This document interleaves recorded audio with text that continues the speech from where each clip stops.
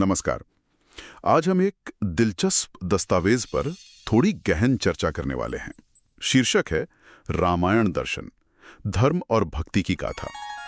और ये स्रोत, जैसा कि इसमें लिखा है, रामायण को महज एक ग्रंथ नहीं बल्कि भारत की आत्मा का एक तरह से प्रतिबिंब मानता है। जी बिल्कुल। और इसकी शुरुआत भी बड़ी सुंदर है, एक दोहे से की गई है। हाँ, वही श्री रामचरित मानस सुनूं सदा मन लाई, जिनके हृदय राम बस तिनकी सुधी नकस लाई।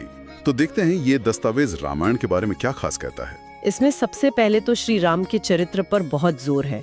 मर्यादा पुरुषोत्तम। हाँ, मतलब उन्हें एक आदर्श की तरह दिखाया गया है। बेटा, भाई, पति, राजा, हर रूप में। बिल्कुल। और कहानी सिर्फ उनकी नहीं बल्कि ये धर्म की वजह, सत्य की स्थापना और भक्ति की जो धारा है उसकी गाथा है। सही कहा। अच्छा, ये दस्तावेज इसके इतिहास पर भी कुछ कहता है, मतलब रचना वगैरह के बारे में? हाँ, बिल्कुल। इसमें बताया गया है कि जो मूल रामायण है वो महर्षि वाल्मीकि ने संस्कृत में रची थी। आदि काव्य कहते हैं उसे। आदि काव्य? हाँ जी। और इसमें करीब 24,000 श्लोक हैं और 7 कांडों में बटी हुई है। बाल कांड, अयोध्या कांड, ऐसे करके उत्तर कांड तक। 7 कांड? जी जी। और फिर तुलसीदास जी का भी जिक्र है इसमें? हाँ, वो बहुत महत्वपूर्ण है। गोस्वामी तुलसीदास जी ने फिर इसे अवधी भाषा में लिखा, रामचरितमानस के नाम से। अच्छा। और दस्तावेज कहता है कि इसी वजह से, मतलब अवधि में होने की वजह से, राम कथा जन जन तक पहुंची, ज्यादा लोगों तक। हाँ, ये तो है। भाषा सरल हुई तो पहुंच बढ़ी। पर क्या इसमें यह भी बताया है कि वाल्मीकि रामायण और मानस में कोई वैचारिक अंतर भी है या बस भाषा का ही फर्क है?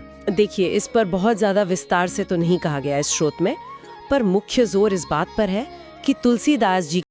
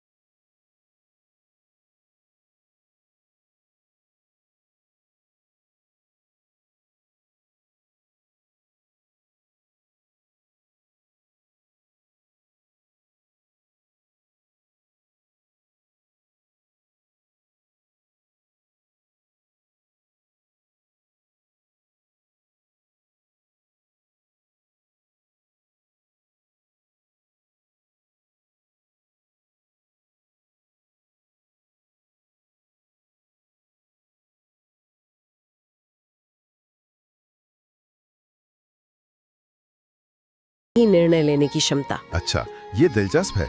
भक्ति के साथ बुद्धि और बल? जी। और भरत जी का त्याग और प्रेम, उसकी पराकाष्ठा बताई गई है। तो मतलब हर किरदार, हर घटना कुछ ना कुछ सिखाती है। यही बात ये दस्तावेज कहता है। इसमें एक लाइन है, हर पात्र, हर प्रसंग जीवन को दीपक की तरह दिशा देता है। वाह, दीपक की तरह दिशा देता है। हाँ, तो ये सिर्फ कोई धार्मिक किताब नहीं रह जाती, फिर ये एक जीवन जीने का दर्शन बन जाती है, एक प्रैक्टिकल गाइड। जैसा मैंने पहले कहा, कम से कम ये दस्तावेज तो यही नजरिया पेश करता है। तो संक्षेप में कहें तो इस दस्तावेज के अनुसार रामायण महज एक पुरानी कथा नहीं है, ये मूल्यों का, आदर्शों का, मार्गदर्शन का एक जीवंत स्रोत है। बिल्कुल, जो धर्म, सत्य और भक्ति के मार्ग को रोशन करता है, ऐसा ये स्रोत मानता है। और जिस तरह से ये दस्तावेज रामायण को आज के जीवन के लिए भी एक गाइड की तरह देखता है और हर पात्र से सीखने की बात करता है, वो कहीं ना कहीं सोचने पर मजबूर करता है। क्या सोचने पर मजबूर करता है? यही कि ये जो सदियों पुराने आदर्श हैं, कर्तव्य, सत्य, भक्ति, त्याग, जिनकी बात ये दस्तावेज कर रहा है, वो आज की जो हमारी भागदौड़ वाली जिंदगी है, जो इतनी जटिल हो गई है, उसमें कितने प्रासंगिक हैं, कितने प्रैक्टिकल हैं। हाँ, ये सवाल तो उठता है, क्या आज भी हम उन्हें वैसे ही अपना सकते हैं या फिर वो आज एक चुनौती की तरह लगते हैं? बिल्कुल, ये एक अहम सवाल है जिस पर शायद हमें सोचने की ज़रूरत है। क्या ये आज भी उतने ही मायने रखते हैं या इनका स्वरूप बदल गया है? ये वाकई एक विचारणीय प्रश्न है।